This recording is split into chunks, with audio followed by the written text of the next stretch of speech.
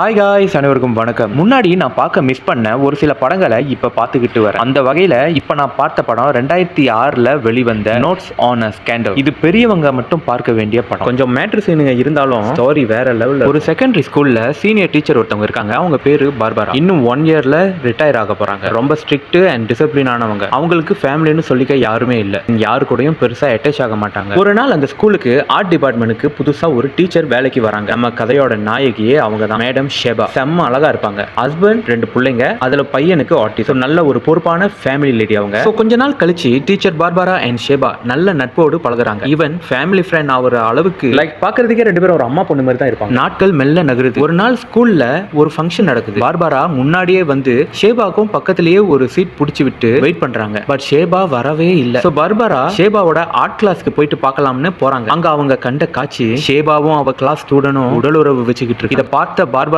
அதிர்ச்சி ஆயிட்டாங்க. அவங்களால ஏத்துக்கொள்ளவே முடியல.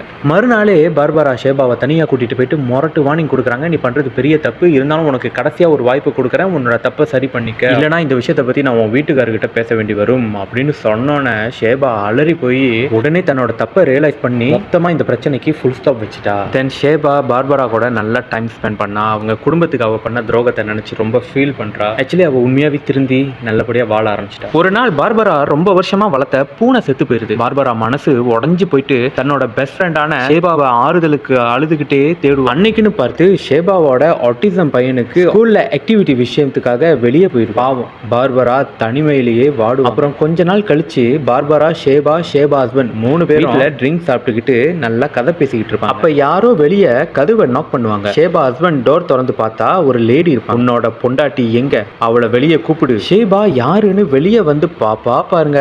அந்த லேடி வேகமா பாஞ்சு வந்து ஷேபா மூஞ்சில குத்துன்னு குத்தி தலைமுடியெல்லாம் பிச்சு எரிஞ்சிடுவா. அதுக்கப்புறம் தான் தெரிய வரும் அந்த லேடி அந்த பையனோட அம்மான்னு. அந்த பையனோட அம்மா போலீஸ் ஸ்டேஷன் போயிட்டு ரிப்போர்ட் பண்ணிடுவாங்க. அதுக்கப்புறம் இந்த நியூஸ் வந்து அந்த ஊர் மக்கள் எல்லாத்துக்குமே தெரிய வந்துடும். பிரஸுக்கு தெரிஞ்சிடும். ஸ்கூல்ல ஷேபாவுக்கு வேலை போயிடும். போலீஸ்காரவங்க ஷேபாவை அரெஸ்ட் பண்ணிடுவாங்க. ஒரு சில நாள்ல ஷேபா ஜெயில இருந்து வெளியே வந்துருவா. அவ வீட்டுக்கு போனா புருஷன் வீட்டு விட்டு துரத்திடுவான்.